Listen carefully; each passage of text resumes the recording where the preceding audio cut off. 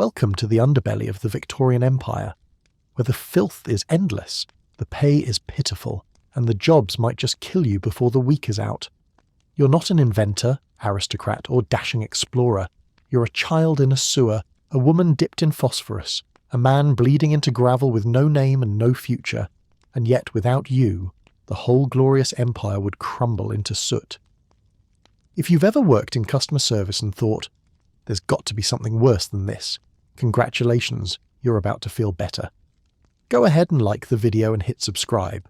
Drop a comment with where you're listening from and which Victorian job you'd absolutely fake your own death to avoid.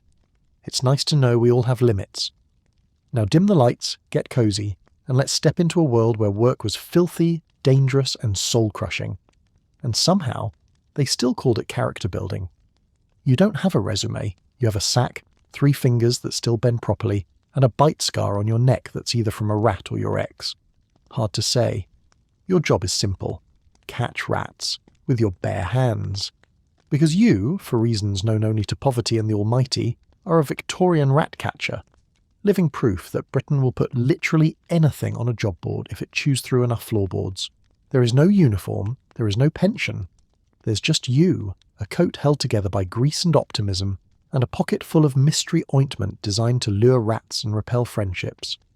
You reach into a crumbling wall behind a bakery, because the rats love bread, and so do you, but only one of you gets to have dinner tonight. Something moves. You whisper to it gently, like it's a nervous kitten and not a disease sponge with teeth. It hisses. You hiss back. You're both professionals. Then it lunges. You shriek in a very masculine, heroic way. The rat sinks its teeth into your thumb like it's trying to read your palm. You rip your hand out, throw the rat into the sack, and do a little victory dance that makes a passing child cry.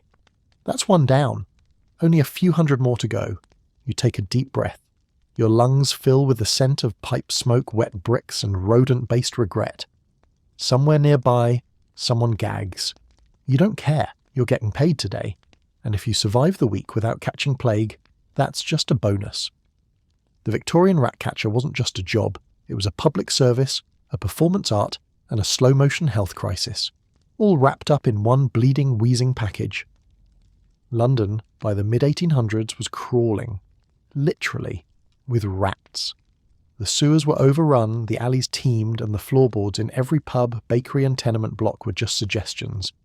If it moved and had teeth, it probably lived rent-free under your feet. And yet, somehow, this created an opportunity. Enter the rat catcher, a noble tradesman with a sack full of nightmares and a business card that might as well have read, "Will wrestle vermin for cash." Armed with a stick, a bag, and a pungent ointment made from mint oil, rotting meat, or whatever smelled vaguely edible to a rat, these brave souls stalked London's shadows in search of squeaking profit. Some preferred traps, others used ferrets. The bold ones, or perhaps the poorly informed, used their hands. The work was dangerous, unsanitary, and wildly inconsistent. You might catch 20 rats in a day, or 20 bites, but here's the kicker. They got paid. Rat catchers could earn decent money, especially if they sold their furry trophies to rat pits, underground fighting rings where dogs were pitted against dozens of live rats in front of cheering crowds. Think Victorian cage match, but with more fleas and slightly fewer morals. The king of the profession was a man named Jack Black. Yes, really, who crowned himself rat catcher to Her Majesty, wore a top hat and bred his own strains of fancy rats. He caught them, sold them, tamed them, and occasionally gifted them to society ladies as pets, which is exactly the kind of thing you do when you've spent too long sniffing sewer gas. Of course, not all rats went to the arena. Many met their end via homemade poison, concoctions involving arsenic, strychnine, or whatever's under the sink. Rat catchers would demonstrate their products in public by force-feeding a live rat in front of an audience, waiting for it to keel over and declaring it a success. Science! The job, unsurprisingly, came with some occupational hazards: bites, infections, fevers, abscesses, and the occasional heartfelt note from a mortician. Rabies was a real concern, so were lawsuits, but the biggest risk was simply being replaceable. There was always another grubby soul willing to risk tetanus for tuppence, and yet, despite the bites, the stink, the suspiciously moving coat pockets, rat catchers were essential. Without them, the city might have been overrun. More overrun. They were the line between public health and total rodent anarchy. They didn't ask for applause, they didn't get statues, but for a few pennies and a fresh bandage, they'd march back into the shadows, one squeak at a time. You start your day by sorting trash. Not your trash, of course, other people's trash, rich people's trash, fancy trash. And by fancy, we mean used tea bags, fireplace soot, cracked chamber pots, and the occasional dead cat. It's a glamorous life. You work in what's called a dust yard, though yard is generous and dust is a lie. It's more like a swamp of refuse and regret. You stand ankle deep in Victorian leftovers, poking through heaps of ash and mystery with a bent metal scoop, and the vague hope that something valuable might be hiding beneath the coal clinkers and potato peels. You're not picky. You can't afford to be. Today's jackpot is a length of old rope, a mangled fork and half a shoe that doesn't fit anyone but could be sold to someone even more desperate than you. If you find a bit of cloth, riches, a dog turd, even better. You tuck it in your special pure pouch like it's a rare jewel. Because in this job, excrement is currency. You wipe your brow with a sleeve that hasn't been cleaned since the Crimean War, glance at the looming pile of unsorted filth, and think, well, at least it's honest work. And then a pure finder walks past you with a smug look and a bucket full of gold standard dog poo. You nod respectfully. That man's going places. In the grand pecking order of Victorian jobs, dust yard workers hovered somewhere just above starvation and slightly below street musicians with consumption. And yet, somehow, the dust yard was one of the more organised low-tier jobs in London, a thriving microeconomy built on ash, waste, and the desperate hope that coal dust might someday pay the rent. Every day, wagons brought in tons of dust from homes across the city, a polite euphemism for a ghastly mixture of coal ash, bones, cinders, broken household goods, rotten vegetables, dead vermin, and yes, the occasional human tooth. And you sorted it into piles with your hands. There was a hierarchy. At the top, the dust contractors, who made real money by selling the sifted waste back to factories, tanners and brickmakers. Mid-level workers carted and crushed. At the bottom were the sorters, women, children, the elderly, paid pennies to stand in filth all day and separate bones from rags from lumps of ash that still had resale value. But the real gems weren't always visible. Rags could be shredded for paper. Bones went to glue factories. Coal fragments could be reused. Even dog poo had its place, collected by pure finders and sold to tanneries to help soften leather. It sounds absurd, but in 19th century London, a reliable supply of dog droppings could mean the difference between dinner and no dinner. If you were lucky, you found something strange or valuable. A coin, a broken brooch, a bit of jewellery someone dropped into the fireplace during a marital argument. If you were unlucky, you found a dead rat with most of its face missing. And if you were really unlucky, you found work. Despite the smell, the injuries, the judgmental glances from passers-by, dust yard labour was sought after. It was steadyish, paid more than begging, and occasionally came with perks like breathing in mould spores for 8 hours straight. Even the social shame faded after a while. You got used to the smell, you learned to spot good rags from bad ones, you made friends, maybe a rival or two. And on the days you found a prize worth more than a few shillings, you could walk home holding your head high, covered in soot, but proud. Because in a world where everything was disposable, even people, you were the one who found value in the waste. You work under the stars, not because it's romantic, not because it's peaceful, but because by law and basic decency, no one wants to see your job in the daylight. You're a night soil man, a professional poo hauler, a connoisseur of the bucket. And right now, you're standing at the rear end of a tenement outhouse, ankle deep in something that smells like a dead goat's last breath. You've got a lantern in one hand and a hook in the other. There are rats in the shadows. Somewhere nearby, a drunk is snoring into his own trousers. You sigh, adjust your leather apron, which is only waterproof in theory, and get to work. One bucket at a time. Lift, pour, retch, repeat. You've emptied 30 tonight, and it's only halfway to dawn. You haven't eaten. You won't eat until the sun comes up and the smell fades from behind your eyes. The pay is decent. The social life? Non-existent. People avoid you on sight. Your neighbours cross themselves. Your own dog refuses to sit next to you. But you are employed. And in this city that means something. even if it smells like everything. The night soil man was one of the most essential and least appreciated figures in Victorian England. In an era before indoor plumbing, human waste didn't simply disappear. It accumulated in backyard cesspits, beneath outhouse seats, in containers politely referred to as privy tubs. And once those filled up, someone had to deal with it. Enter the night soil man, an individual with a strong back, a stronger stomach, and the ability to move quietly through neighbourhoods while carrying buckets of raw sewage like it was just another Thursday. They worked at night, hence the name, partly for practical reasons, less traffic, fewer complaints, and partly because the sight of someone hoisting human waste through the streets didn't exactly pair well with morning tea. The job was disgusting, the smell was catastrophic, and yet these men were vital.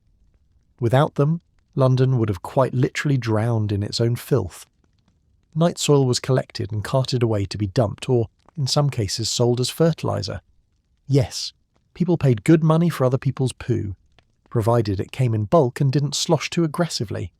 The workers themselves often operated in teams. One would open the pit and scoop. Another would carry the buckets to a waiting cart.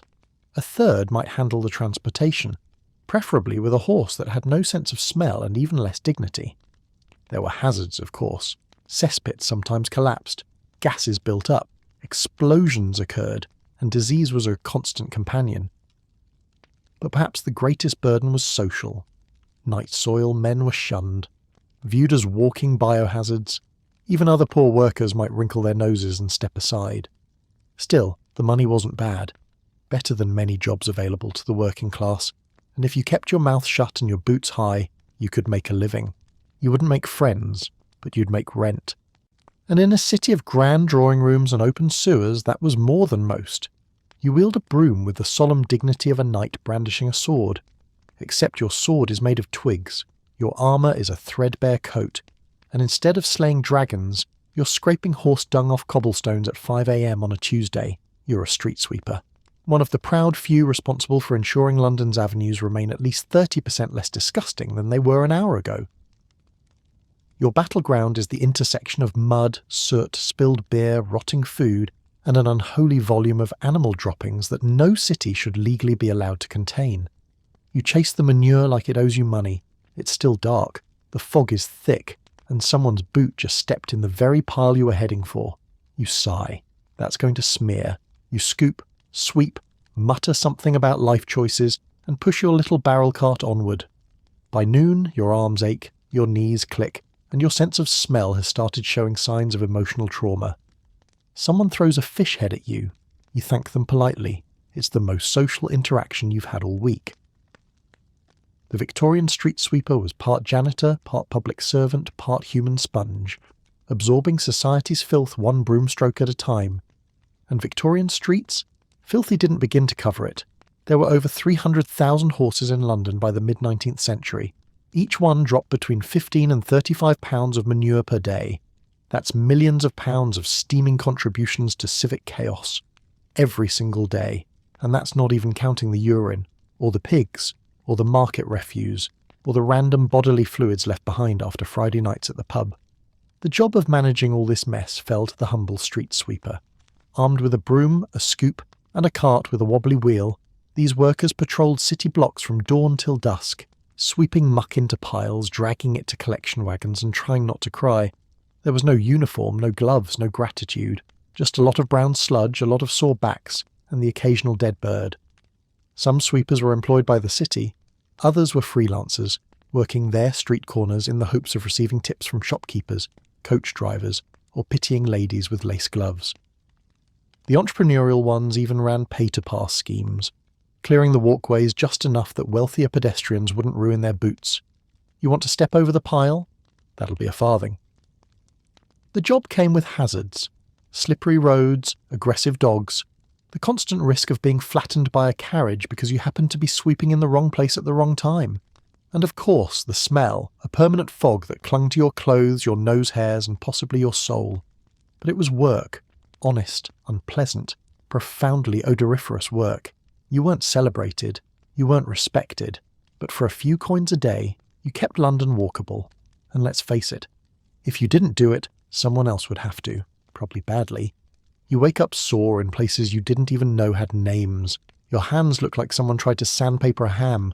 Your back sounds like it's trying to play the spoons every time you stand up. Congratulations, you're a navvy. One of the human machines carving Britain's future out of solid rock. You eat a breakfast that could kill a horse, stale bread, cold meat, maybe a pint of something strong enough to melt spoons. Then it's out to the embankment, where your shift begins with a blast of cold air and a foreman yelling like someone set him on fire. You've got a pickaxe, a wheelbarrow, and roughly 12 hours of earth moving ahead of you. There are no tea breaks. There is no mercy. There is only digging, lifting, swearing, and the occasional reminder that the rock you're chipping through may or may not contain explosive charges that someone forgot to tell you about. By midday, your shirt is soaked through. With what? Unclear. Could be sweat. Could be rain. Could be someone else's sweat. No time to check. Someone shouts fire in the hole and you duck just in time to watch a chunk of England explode into the sky. You cheer, then you go back to digging, because there are 10 more miles to go, and your wheelbarrow isn't going to push itself. The navvies, short for navigators, were the shock troops of the Industrial Revolution. They built the canals, railways, roads and dams that reshaped the British landscape and turned the empire into a global shipping and commerce juggernaut. They were known for their strength, their tempers, their monumental appetites, and their total disregard for anything involving health, safety, or what might happen to the human body when buried under 600 pounds of rock. Navvy labour was brutally physical. It involved pickaxes, shovels, carts, crowbars, and, when all else failed, gunpowder. Teams of men hacked through hillsides, dug massive trenches, raised viaducts and laid miles of track. There was no machinery, just sweat and profanity. A good navvy could shift 20 tons of earth in a single day. 20 tons? That's the weight of a whale. Or roughly the emotional burden of being a middle child, but with more shoveling. They worked in gangs. They lived in shanty towns. They drank like it was a competitive sport. Taverns near major construction sites were known to stock up on barrels of gin and extra coffins in equal measure. And they got into fights. A lot of fights. With each other, with the police, with entire villages. One engineer described hiring navvies as letting loose a band of armed lunatics with muscle problems and strong opinions about bricklaying. But here's the thing. They got paid. Well, sometimes double what other labourers made. Enough to buy food, ale, boots, and, if you survived long enough, the ability to move your arms again by age 50. They were looked down on, feared, and often avoided. But when the train started running and the canal boats floated through freshly dug cuts in the land, everyone knew who made it happen. The navvies did, with bruises, blisters, black powder, and a wheelbarrow that squeaked like the devil himself. You've never been this close to a boiler without fearing for your life. And yet, here you are, inside one. You're lying on your stomach wedged into a blackened iron tube armed with nothing but a filthy rag, a wire brush, and a level of job desperation that makes questionable decisions feel normal.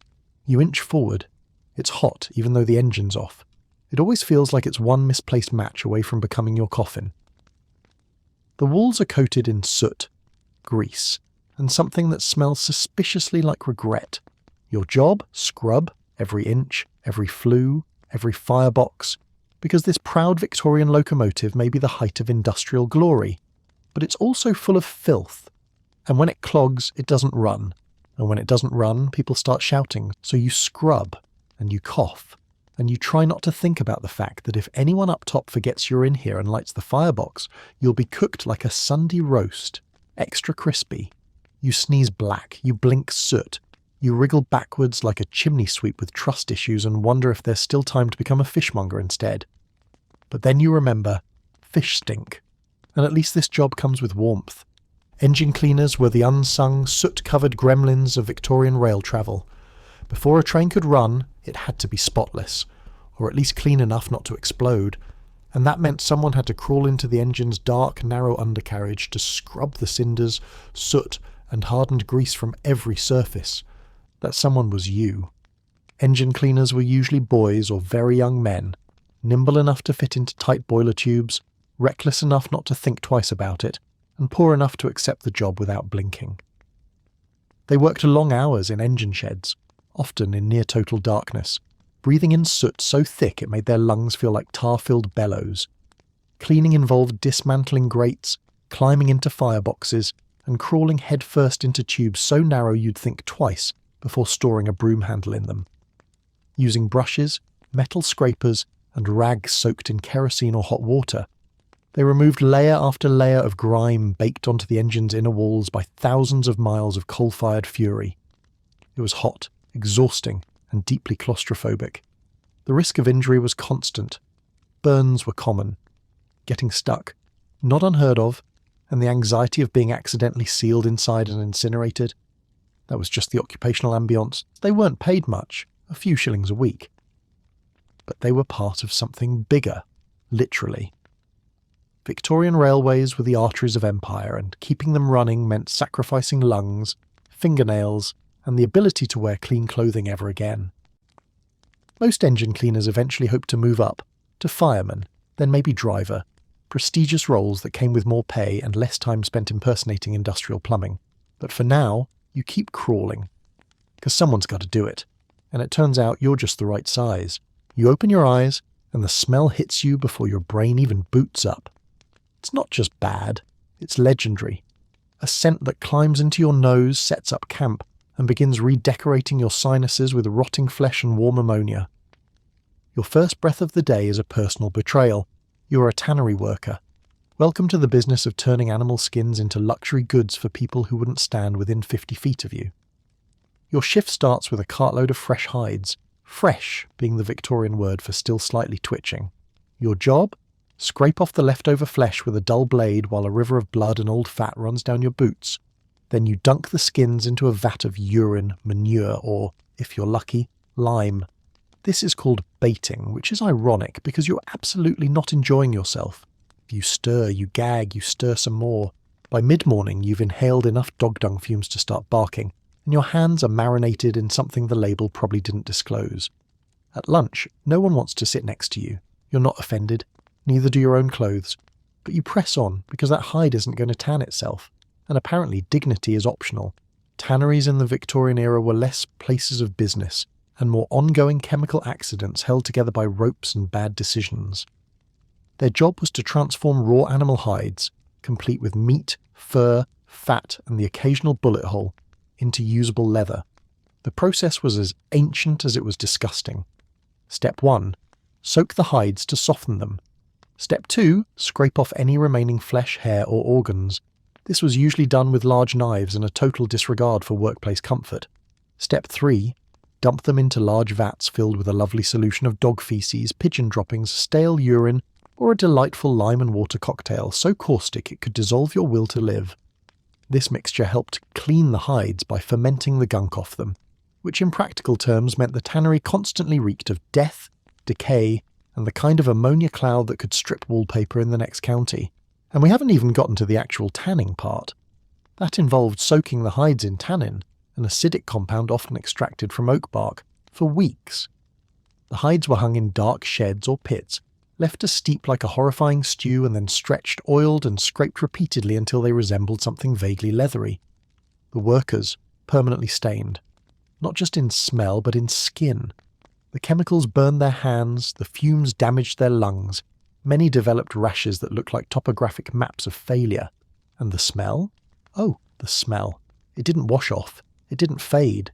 It followed you home. People crossed the street when they saw you. Dogs howled, milk curdled. But the pay was better than many other jobs, especially for men.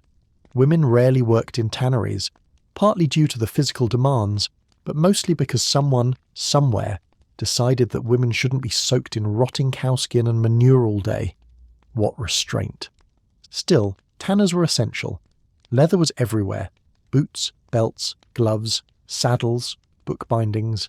And every inch of it passed through the hands of someone who hadn't smelled fresh air since the Crimean War. They were craftsmen, survivors, human test subjects in a never-ending stink experiment. And if they made it to payday with all 10 fingers and 1 functioning lung, they called that success. You step into the Thames with all the confidence of a person who has nothing left to lose and a very loose definition of solid ground. The riverbed squelches. Something brushes your ankle. You tell yourself it's a stick. You know it's not a stick. You're a mudlark. One of the noble few who make a living by sifting through the most toxic river in England with your bare hands and a prayer. It's not glamorous, but technically it's self-employment, which makes you both an entrepreneur and a biohazard. You scan the muck for treasure, rusty nails, broken combs, the occasional coin, or teeth, human or otherwise. You pocket a bent spoon, a cracked pipe stem, and something that looks valuable until you realise it's just an oyster shell glued to a dead rat. Your fingers are numb, your boots are leaking, and that strange rash on your wrist is spreading in a way that feels narratively ominous. Still, you press on. Because this is your office, and you've got quotas to meet, even if they're entirely imaginary. The sun rises over the city. You can just make out St. Paul's through the fog and industrial smoke. Somewhere nearby, a fish floats belly up next to a chamber pot. You nod respectfully. It was probably a mudlark once too. Mudlarks were among the lowest of London's poor, scavengers who combed the banks of the Thames at low tide in search of anything they could sell, trade, or not immediately contract cholera from. The job required no training, no tools, and no shame, just a willingness to plunge your hands into river muck laced with industrial runoff, rotting meat, animal corpses, and the occasional unfortunate sailor. Most mudlarks were children. Many were orphans. Some worked in family units, because nothing bonds like rooting through liquid garbage together before breakfast. They wore whatever rags they could find, often barefoot, and trudged through the filth from sunrise to sunset, hoping to unearth valuables, lost coins, scraps of metal, coal fragments, nails, bones, rope, or personal effects washed down from the city above. It was dangerous work. The tide came in fast and more than a few mudlarks drowned trying to grab one last spoon before being swallowed whole by the brown waters of the Thames. Cuts and infections were common, and so was trench foot. And then there was the cold, the kind of bone-deep chill that didn't leave, even in July. But despite the risk, mudlarking was better than some alternatives. You didn't have a boss. You didn't get whipped. And on a lucky day, you might find enough scrap to earn a few pennies. Just enough for bread, or if you were feeling bold, an apple that didn't taste like regret. The mudlark's reputation was low. They were seen as pests, urchins, undesirables, but they were also survivors, clever, fast, and fiercely competitive. In a city that threw away everything, they made a living finding what was left behind. They were scavengers. They were entrepreneurs. They were half-submerged ghosts in the belly of an empire. And sometimes, just sometimes, they found something shiny. Even if it was just a clean rock. You start the morning in a rubbish heap, which is fitting because so did your career. The sun's barely up, but you've already elbowed a rival in the ribs over a promising lump of soot, and you're halfway through a pile of something that smells like spoiled broth and moral decay. You're a bone picker, also a rag sorter, also, depending on the day, a broken glass collector, occasional dead bird enthusiast, an amateur plague archaeologist. Your job? Simple. Dig through London's trash mounds for anything remotely valuable. Bones, cloth, string, bits of metal, clumps of ash that might still be warm enough to trade for half a turnip. You're part raccoon, part taxonomist, part contortionist. You squat in a mountain of soot, pick through clinkers with your fingers, and keep a watchful eye on the kid next to you in case they try to pocket a button you saw first. You find a rag. Good. You find a chicken bone. Better. You find a dead mouse inside a boot. Hard to classify, but you keep it anyway. You're building a collection. Around you, the pile steams gently in the morning fog. You pull your scarf over your nose, not because it helps, but because it gives you the illusion of boundaries. Boundaries, like dignity, are for other people. Bone picking and rag sorting were foundational to the booming business of Victorian waste. You might think of these workers as scavengers, but they were part of a finely tuned ecosystem. One that fed paper mills, glue factories, textile recyclers, and yes, toothbrush manufacturers. Those ivory brushes, often bone. The process began in dust yards, where heaps of waste, mostly coal ash, household refuse and general filth, were dumped in massive mounds. These weren't temporary landfills. Some grew to the size of small villages, complete with footpaths, rivalries and tragic love stories involving someone who fell into a soft patch of slag and wasn't seen again. Within these heaps, an invisible hierarchy emerged. Bone pickers went after animal remains. Rags were the realm of sorters, usually women or children, who separated cloth by quality, texture and future use. White cotton could be turned into paper. Coarser fabrics might be sold to mattress stuffers. Wool was practically gold. Every object had a price, even nails. Pickers memorized the smell, feel and look of valuable waste like seasoned jewelers, only with more scabs. They were efficient, ruthless, sometimes organized in teams, sometimes working solo with a sack and a bent fork as their main tool. Sharp eyes and quick hands made the difference between a good day and going hungry. The work was filthy, dangerous, and deeply stigmatized. No one tipped their hat to a rag sorter. Bone pickers were considered just slightly more respectable than thieves, which was ironic considering half the items in their sacks were retrieved faster than the original owners could say, "Wait, where's my?" But the truth was these people kept Victorian industry running. Without them, the mills didn't spin, the printers didn't print, the glue didn't glue. They were the invisible supply chain behind everything labelled Made in England. And while they didn't have titles, uniforms, or the ability to stand upright by age 35, they had something else, an eye for value. Even when it was covered in soot, chewed on by dogs and wrapped around a fish head. You stare at the bottle stares back. Your hand moves, almost without you. Peel, press smooth, repeat, again and again and again. You're a label sticker, a proud cog in the enormous soul-crushing machinery of Victorian industry. Your job is to sit in a row of other equally miserable humans and affix printed paper labels to tin containers, glass bottles, and boxes of dubious medicine that might contain opium, mercury, or something labelled curative fluid, with no further explanation. You do this for 12 hours a day, without blinking, without thinking, without crying, at least not in front of the supervisor. Your fingers are permanently sticky. One hand smells like glue, the other like regret. Your spine has started doing this thing where it folds into itself like a dying spider. You haven't looked up from the work table in so long that when you do, you briefly forget how ceilings work. The label must go on straight. This is important. No one explains why. But last week someone sent a crooked label out into the world and was never seen again. You swallow a sigh, reach for the next bottle and hope for death. Or lunch, whichever comes first. In the dazzling world of Victorian factory work, few jobs captured the spirit of soul erosion through repetition, quite like label sticking. This role was typically assigned to women and children, deemed more dexterous by the managerial classes, which was code for they'll do the work faster and complain less. The task: apply labels to products by hand, hour after hour, day after day. It sounds simple. It was simple. That was the problem. The bottles came down the line. You picked one up, pasted a gluey label onto its side, smoothed it down and moved on. There were thousands. They never stopped. They never slowed. You were expected to hit a quota, say 3,000 items in a shift, with minimal errors and zero excuses. Glue was homemade and horrifying. It was sticky, unpredictable, and somehow managed to coat everything except the part you actually wanted it on. Some factories used flour paste, others used melted bones, some didn't specify, and workers learned not to ask. Label stickers developed a unique physical profile: hunched shoulders, glue-caked nails, and the permanent facial expression of someone slowly being devoured by monotony.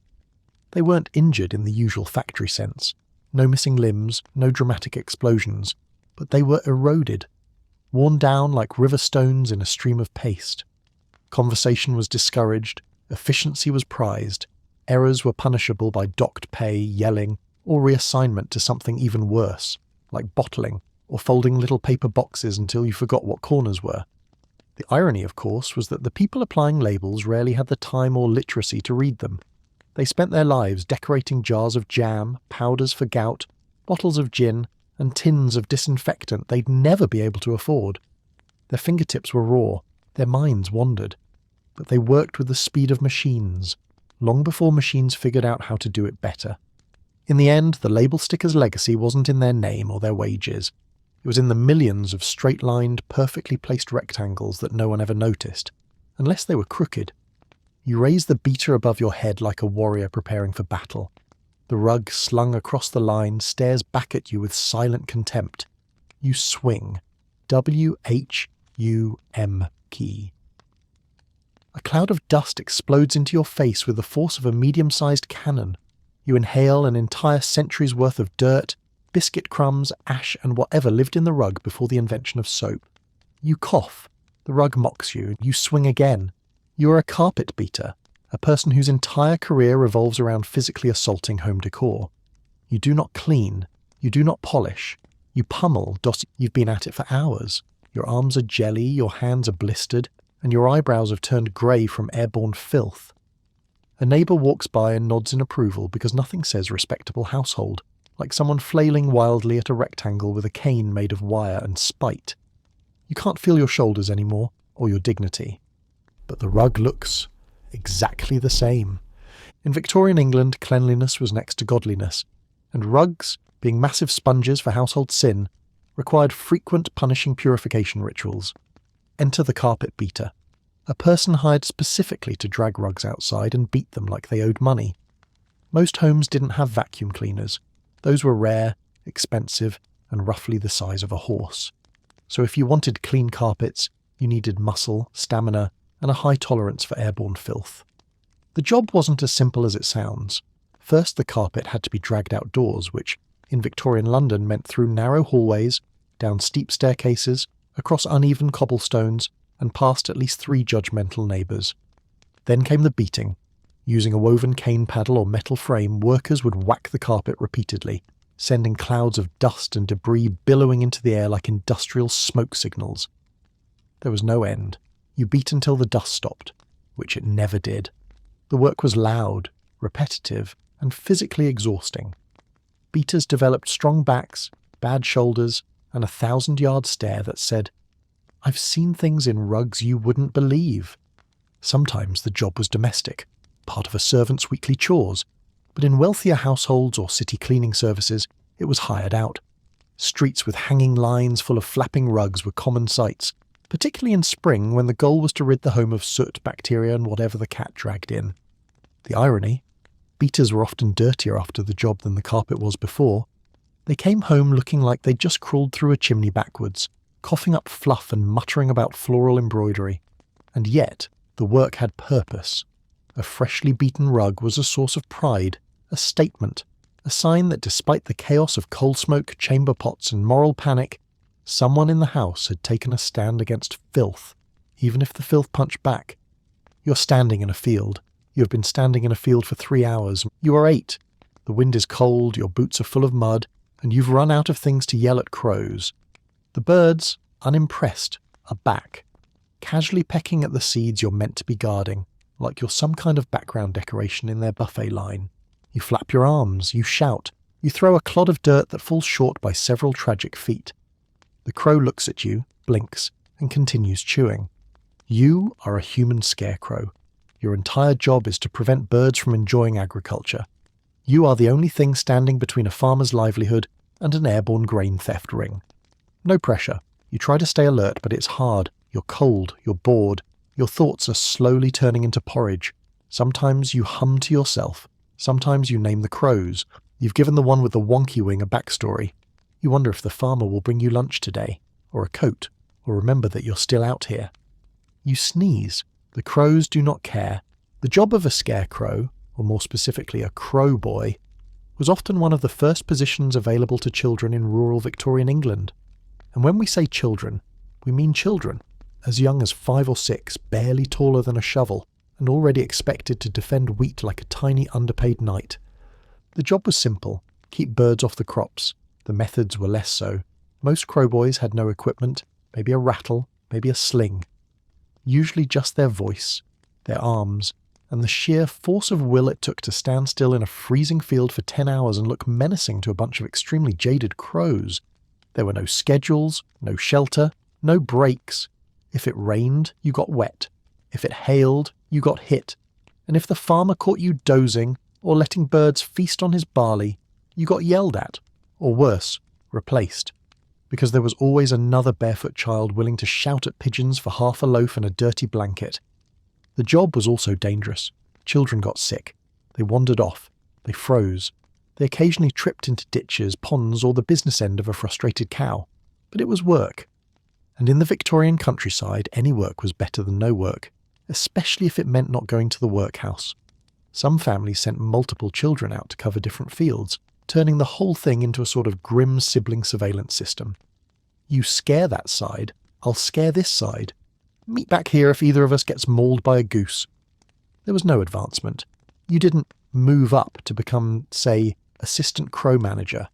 If you were lucky, you aged out of the job and into something just slightly less humiliating, like dung spreading or turnip picking. But while you worked as a scarecrow, you learned a few things. How to be invisible, how to pass the time without moving, and how to lose every staring contest with a bird. Still, it was honest work.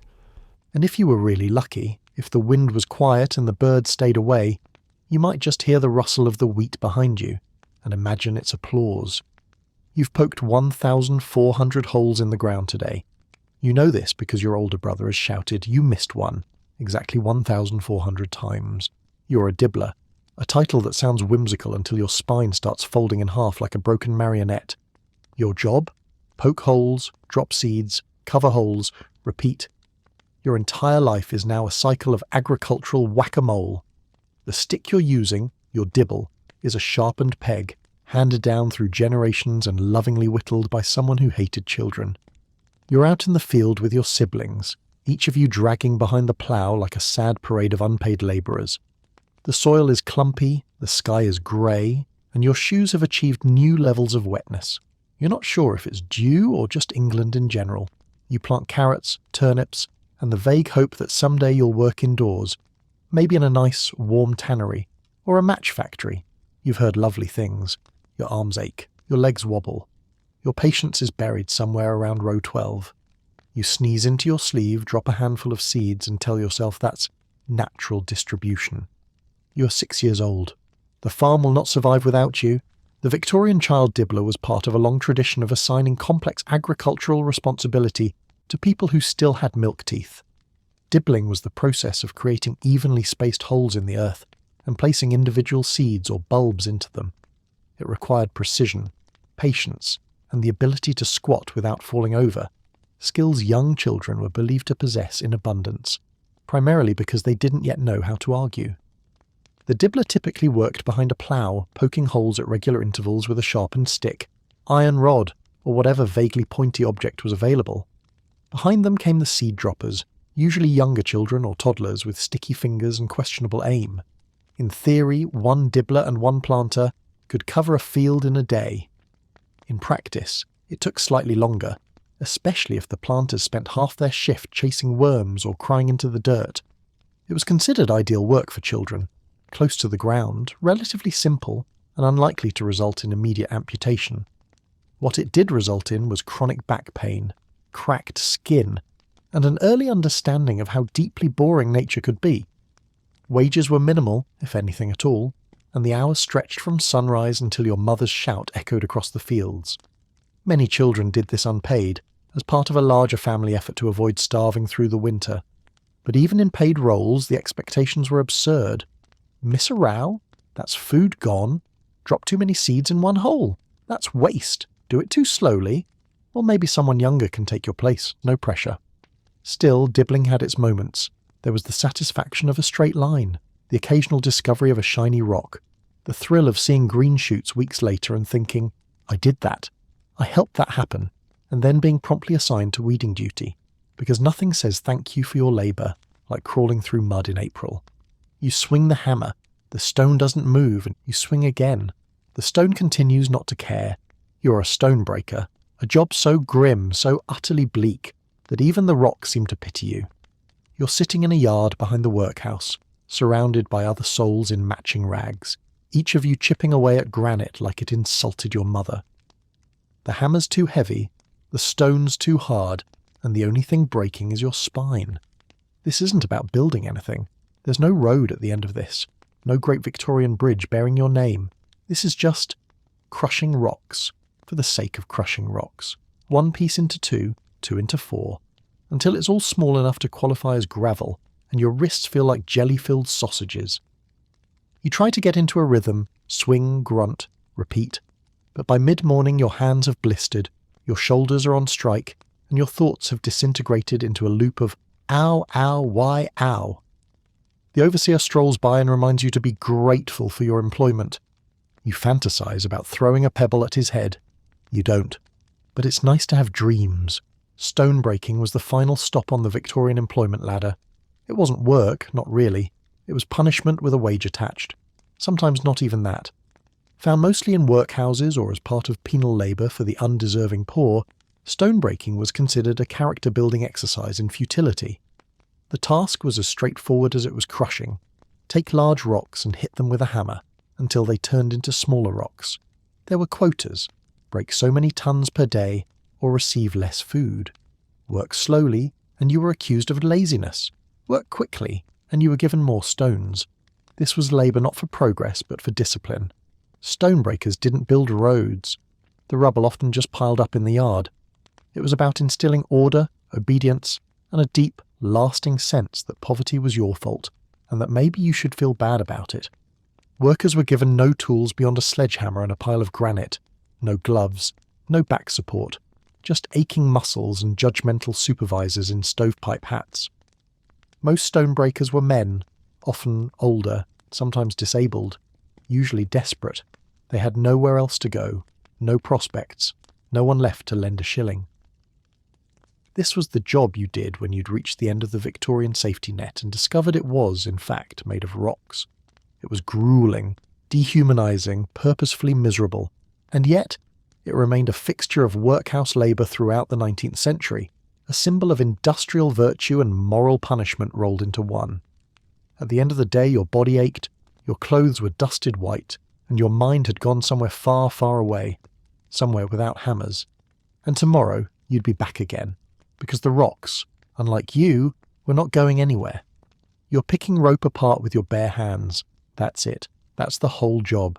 The rope is old, thick, crusted with tar, and smells like a shipwreck that's been rotting in the sun. Your fingers are raw. Your nails are black. You've already bled into the fibres twice today, and you're not even halfway to quota. You tug. You curse.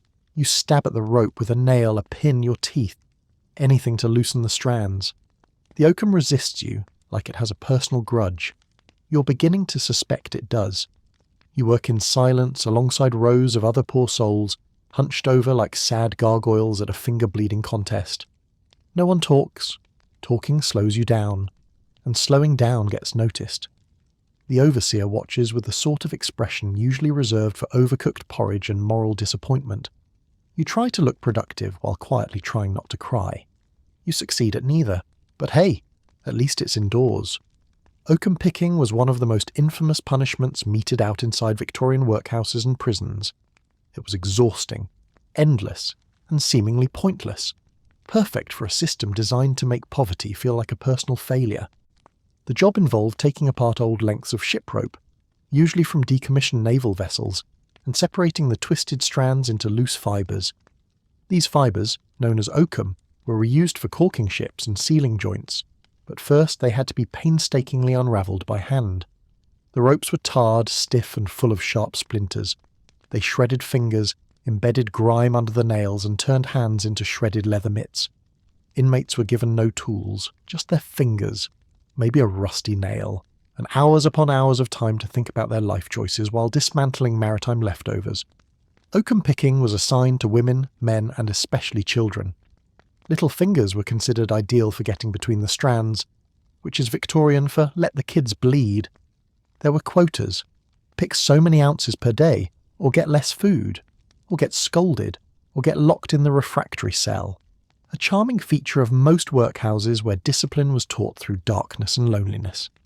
The air inside the oakum rooms was thick with tar dust and boredom. Conversation was discouraged, laughter forbidden, and comfort non-existent. The whole point was punishment disguised as employment. In some institutions, the same handfuls of oakum were reused, passed down from person to person, not because it was efficient, but because it made the work feel even more endless. Still, it was considered a suitable task. It required little skill, little space, and produced a usable product. It also conveniently kept large groups of poor people too busy and too sore to protest. When the bell rang and your hands stopped moving, you didn't feel pride or accomplishment, just pain, and the knowledge that tomorrow the same pile of rope would still be there, waiting, fraying, judging. You spotted across the street a small, soggy cylinder of hope lying next to a carriage wheel. A cigar end has only been smoked halfway, still got some puff left in it if you dry it on a windowsill and pretend you've never heard of tuberculosis. You dart across the road, narrowly avoid a horse, and snatch the prize like it's a gold nugget. You drop it into your tin and keep moving. You're a cigar end collector, a Victorian street scavenger with a very specific niche and a stomach strong enough to ignore where that cigar's been. You work quickly, eyes scanning gutters, benches, cobblestones and tavern doorways. Every stub is profit, every burnt tip a maybe, every still smoking butt a gamble. You've been doing this for so long that you can tell the brand by smell alone. You know which pubs toss the good stuff and which ones just give you damp lint wrapped in ash. You wear fingerless gloves, not for style, but because you've burned through the fingertips of every other pair. You work from sunup to sundown, hunched, ash-covered, and painfully optimistic. Because with enough stubs, someone, somewhere, might pay you for the chance to smoke other people's leftovers. In the strange economy of Victorian London, everything had value, even half-smoked cigars. Cigar end collecting was a common job for the very poor, especially children, elderly men, or anyone who lacked the strength or social standing to compete in more physically demanding scavenger roles. The process was exactly what it sounds like. Roam the city looking for discarded cigar butts, collect them in a tin or pouch, and then either resell them to manufacturers who ground them up into low-grade tobacco blends, or to even poorer individuals who re-rolled the salvageable pieces into new smokes. Some brave souls smoked them directly, no questions asked. Collectors knew where to look: outside gentlemen's clubs, the entrances to theatres, public gardens, and especially pubs, places where affluent Victorians might toss a cigar stub without a second thought.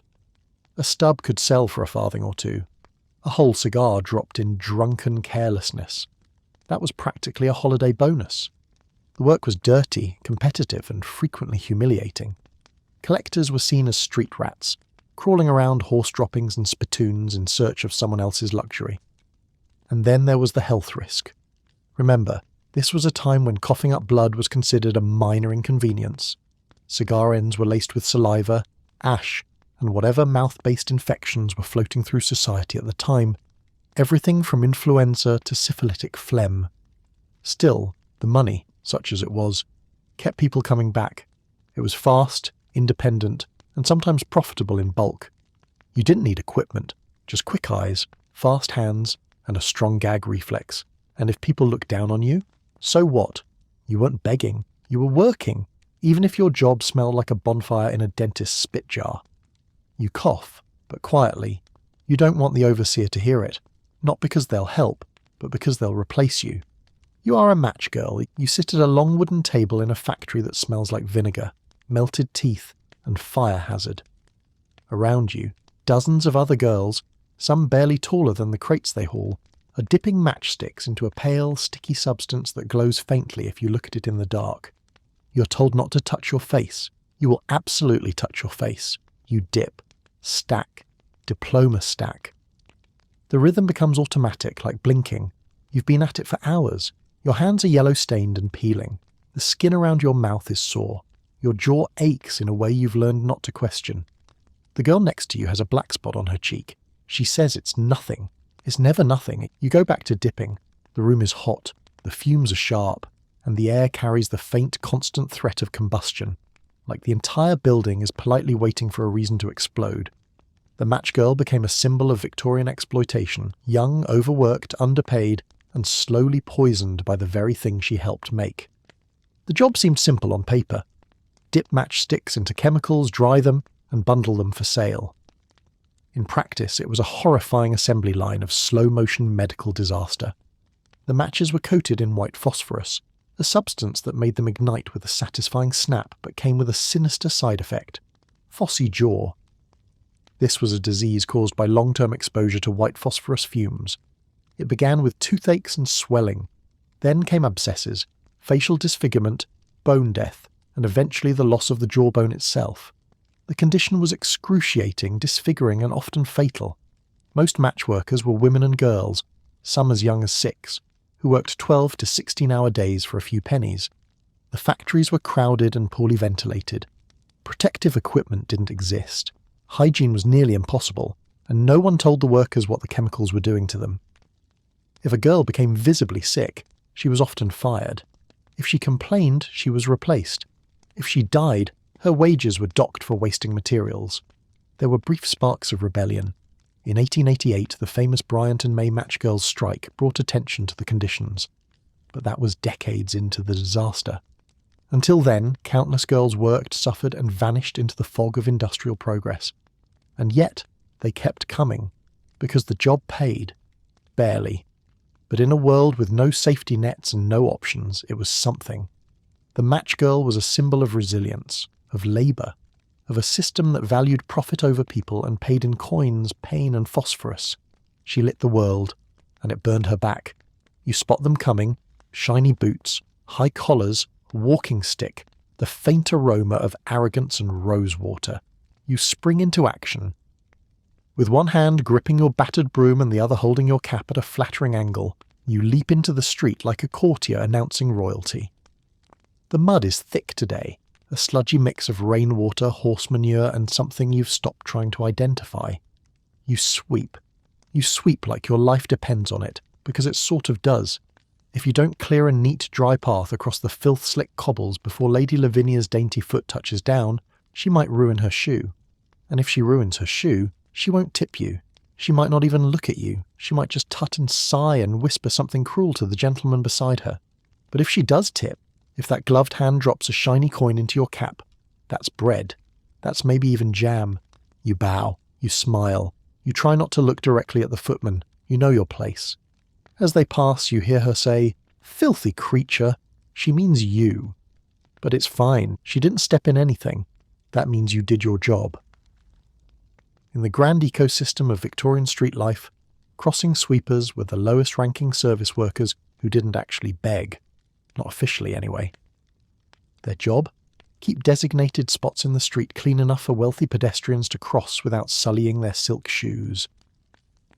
In an age before motorcars and proper sanitation, London's roads were ankle-deep in filth, a slurry of manure, mud, garbage, and bodily fluids. The simple act of crossing from curb to carriage required either extreme agility or a desperate human broom. Enter the sweeper, armed with a handmade broom, a hopeful smile, and the charm of someone who hasn't eaten since Wednesday. The crossing sweeper picked a spot on a busy corner and maintained it obsessively. Every approaching lady or gentleman was a potential customer. A quick clear of the path, a polite bow, and if luck was on your side, a penny. There were no wages, no hours, no guarantee. It was all about charm, timing, and location. Competition was fierce. Fights broke out over prime corners. Some sweepers had territories, some partnered with shoe shiners. A few were children, hoping that looking pitiful would improve their odds. And they had to be quick, especially when rain turned the roads into liquefied filth. Sweepers worked tirelessly, trying to keep at least a few clean cobbles visible under the muck, while dodging horses, carts, and disapproving glances. They were tolerated, pitied, and occasionally arrested for loitering. But they were also vital. For all their invisibility, crossing sweepers made the Victorian city walkable for those who lived above the grime. They existed in that narrow gap between servant and beggar, too useful to ignore, too low to respect. And if they earned enough at the end of the day, they swept themselves home. You lower yourself into the sewer with the grace of a cat burglar and the optimism of someone who hasn't yet seen what's floating past. The air hits you first, thick, warm and heavy with the perfume of every chamber pot in London. You gag, not your first time, won't be your last. You adjust your lantern, you grip your sack, you move forward. You're a tosher, a sewer scavenger, spelunker of sludge, treasure hunter of the underworld. Your job is to wade knee-deep, sometimes deeper, through the Victorian sewer system, searching for coins, jewellery, dropped tools, or anything shiny that got washed down from above. You carry a long pole for poking suspicious mounds. You carry a stick with a hook for snagging things that glint. You carry a sack for the valuables and a deeply personal relationship with tetanus. You slip. You recover. You mutter curses in a tone reserved for rats and fate. Somewhere above, carriages clatter and people sip tea. Down here, you wade through human waste in the hope that someone dropped a sixpence while relieving themselves. You find a copper button, a rusted spoon, a dead eel. You shrug and keep walking, and this is where money ends up, and you're here to collect it.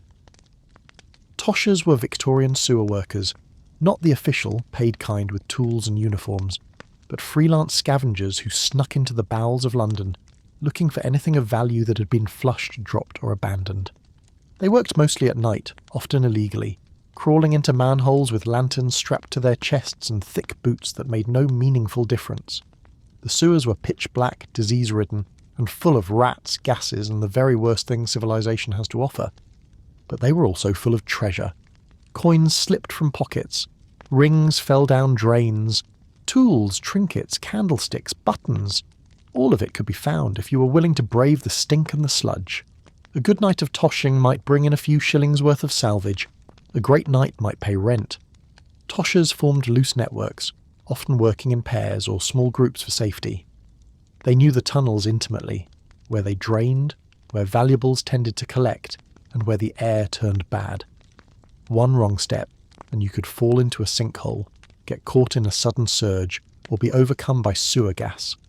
Drowning was a constant risk. So was getting arrested, since many toshers operated without permission and were considered trespassers by city authorities. And yet the job had its pride. Toshers saw themselves as independent, tough and resourceful. They weren't beggars. They worked for their money, even if that work involved sifting through raw sewage with a stick and a hopeful attitude. They even had their own fashion, high boots, oilskins, belts for tools and lanterns slung around the neck, like swamp pirates with better manners. And while the job was repulsive, it came with a strange freedom. No foreman, no factories, just the tunnels, the stink and the chance, however slim, of pulling something valuable from the muck. Because when everyone else looks away from the filth, you look closer, and sometimes you find gold. You're standing in a marsh, knee-deep in cold mud, and something just wriggled past your thigh. You hope it was a frog. You know it wasn't a frog. You're a leech collector, a walking buffet for the squirming medical miracle that is Hirudo medicinalis, also known as the blood-hungry tube sock from hell. You've tied up your skirts, rolled your trousers, and stepped into the water like a soldier entering battle. But instead of armour, you're wearing holes in your socks, and instead of a weapon, you've got a rusty tin and the vague hope that your blood is delicious. You stand still, you wait, you feel the first one latch on, then the second, then 5 more. You try not to scream because it scares the leeches, and if you scare the leeches, you go home empty-handed and itchy. You stay perfectly still while your legs turn into a leaking buffet table. Then, with steady hands and slightly less steady knees, you pluck each fat, squirming monster off your skin and drop it into the tin. Kerplunk. That sound is money, also anemia. Leech collecting was a job most often performed by women and children in rural areas. The demand was high. Bloodletting was still all the rage in Victorian medicine, despite mounting evidence that it mostly made things worse and often fatal. Doctors loved leeches. Apoplexy, leeches, sore throat, leeches, insomnia, toothache, heartbreak, leeches. If you had a pulse, a Victorian physician had a jar of squishy vampires with your name on it, and someone had to get them. Collectors waded into stagnant ponds, slow-moving rivers, and marshes known for their leech populations. There were no nets, no gloves. The most effective method was simple. Walk in, bleed out a bit, walk out and collect the freeloaders. Each leech could sell for a decent price, especially if plump and lively. So the ideal collector was calm, patient, and apparently okay with serving as a living snack tray for science. But the job had consequences. Repeated blood loss led to fatigue, dizziness, and open sores that invited infection. Some collectors developed permanent scarring. Others grew too weak to continue, replaced by younger relatives whose legs hadn't yet been hollowed out like a pair of Victorian Capri Suns. Then there was the occasional leech that crawled somewhere it really shouldn't, and if you're wincing right now, good. So were they. Still, for all its horrors, leech collecting was a source of income in areas with few options. It required no training, no tools, and no respect for personal space. Just a willingness to stand in a pond while nature slowly drained your enthusiasm through your calves. But at the end of the day, you'd carry your tin to market, sell your squishy harvest to a man in a white coat, and limp home slightly lighter, financially stable, medically questionable, and profoundly aware of every vein in your legs. Because in Victorian England, some jobs just sucked. They were covered in soot, soaked in sewage, blistered, bruised, and quietly broken. But these were the workers who kept Victorian England upright. The rat catchers, mudlarks, bone pickers, match girls, toshers, all the invisible hands that scraped, cleaned, hammered, and hauled in silence while the empire puffed itself up with pride. These weren't just bad jobs. They were the essential ones. The ones no one wanted to see, but everyone relied on. They hauled away the waste, cleaned the streets, dug the canals, fired the engines, and made the luxuries of polite society possible, all while being treated as if they were part of the filth they cleared. They were called undeserving, idle, criminal, dirty. But there was nothing lazy about crushing rocks for 12 hours, or crawling into a boiler with a rag and a prayer. These people worked harder than most ever will, and in return they were given just enough to survive, but not enough to be seen. And that's the tragedy. Their work was everywhere, and yet they weren't. Left out of history books, looked down upon in their own time, remembered, if at all, as Dickensian caricatures rather than real people. But they mattered. They deserve more than pity. They deserve recognition. Because the empire didn't run on innovation alone. It ran on backs, on blistered hands, on dirt under fingernails and tar in lungs. They were the gears in the machine, and the machine never said thank you.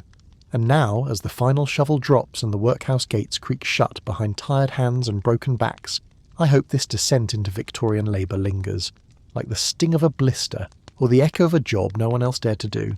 You've trudged through soot, dodged chamber pots, and bent your back for pennies in a world that barely noticed you were there. But now it's time to rest. The tools are down, the factory's gone quiet, and for tonight our story slips gently into memory. If you're still awake, congratulations. You've made it through another grimy chapter of history. Hit subscribe so we can dig into another strange corner of the past tomorrow night. And as you drift, the soft crackle of fire will carry you deeper, far from the coal heaps and crowded streets, and into sleep.